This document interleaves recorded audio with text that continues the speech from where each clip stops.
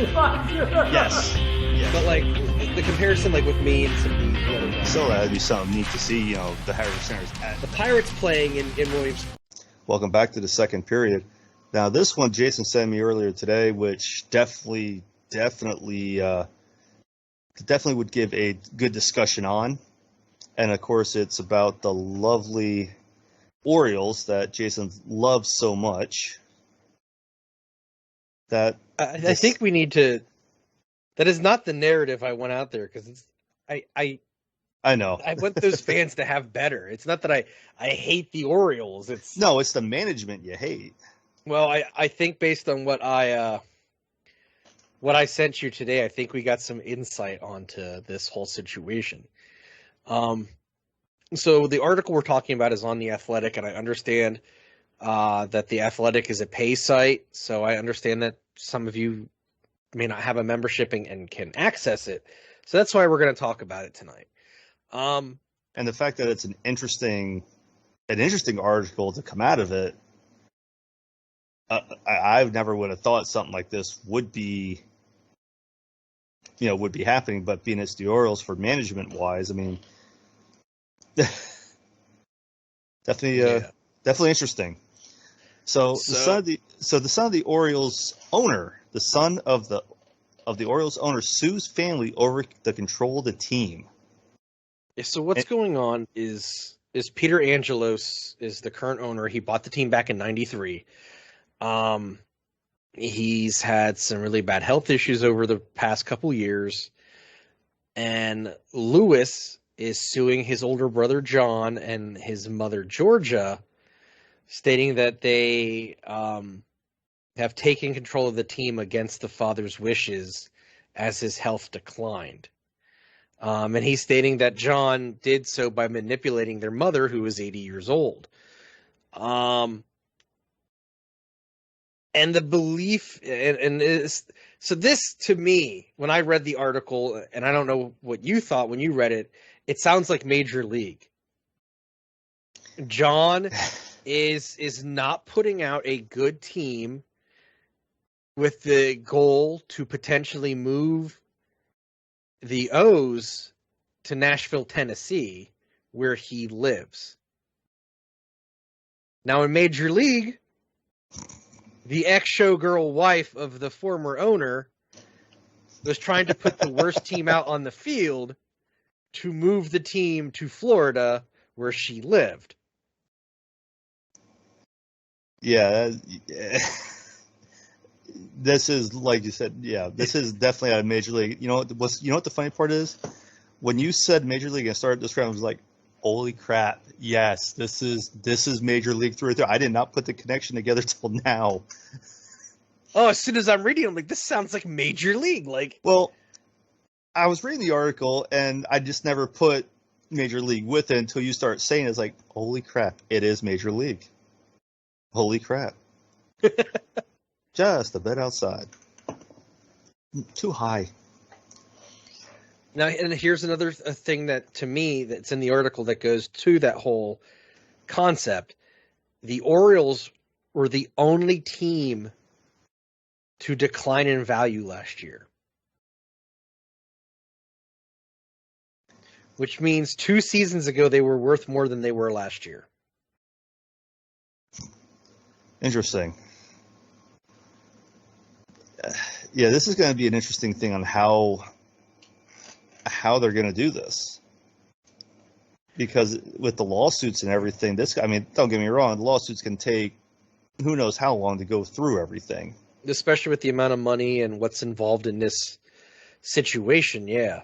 I mean, it could be a couple of years before we see anything come out of this. But the fact that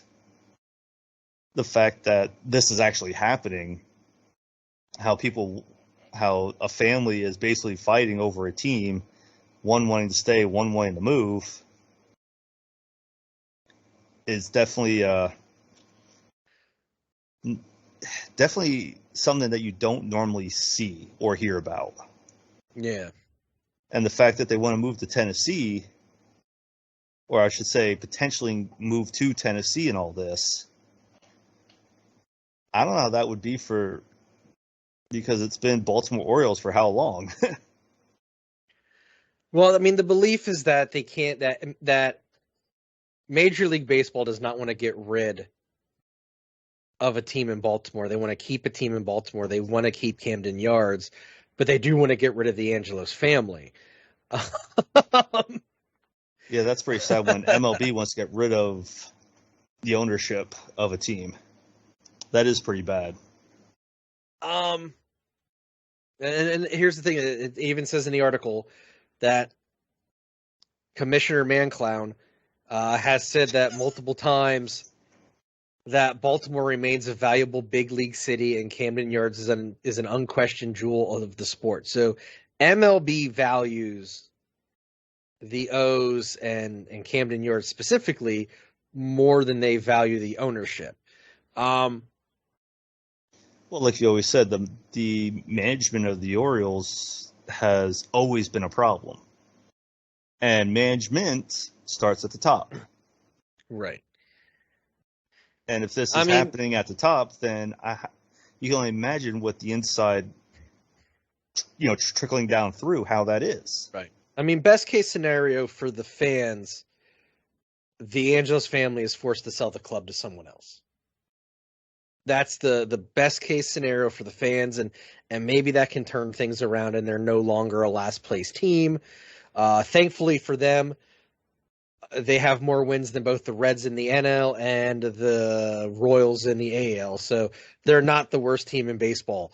Yay! So that's a plus.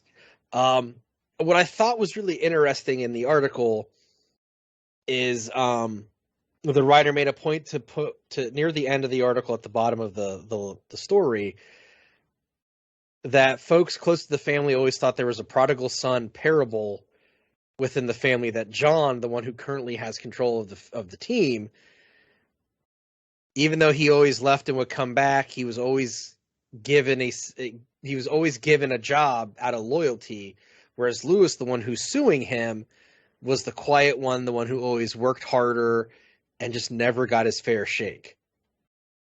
So it definitely seems like John is playing upon the fact that he's kind of the favorite and Lewis wasn't. And Lewis is like, well, you're messing things up for our family. Yeah, it's definitely what it sounds like. And like you said, maybe a new ownership, just sell the team and be done with it at this point. Just get different management in there, different ownership, and that could possibly turn, like you said, turn the tides for the team. And I would say at this point, with the team playing so bad, Peter's 92.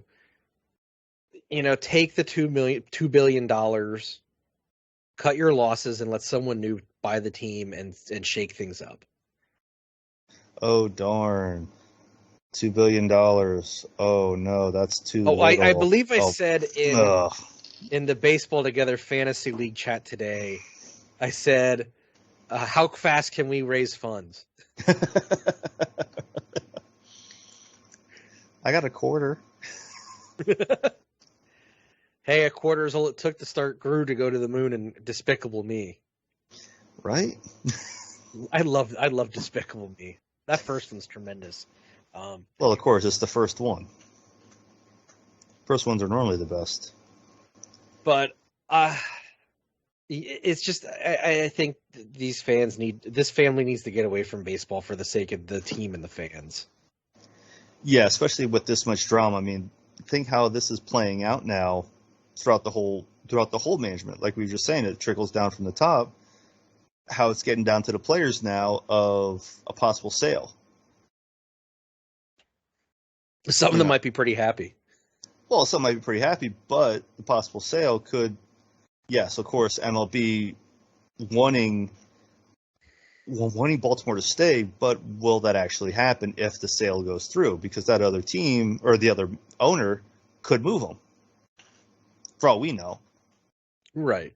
I mean, like I said earlier, this whole thing could take a couple of years just to be sorted out with the courts. I would say this: if I'm coming in as a new owner, there's two guys I'm keeping on that team. I'm not moving them anywhere. They're staying where they are. I'm keeping Cedric Mullins and I'm keeping Ryan Mountcastle. They're young. They got talent. You can build around them.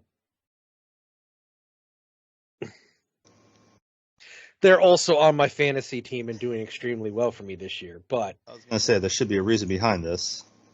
but they're both really good at what they do. Yeah, this is definitely, like I said, this is something you normally O's fans, don't I feel see. bad for you. It's not a feel bad for you where I look down on you or I pity you. I do. I genuinely feel bad because the O's have been a storied franchise. They've been a beloved franchise. You guys deserve better. You do, and it's why I get frustrated with seeing the O's do bad.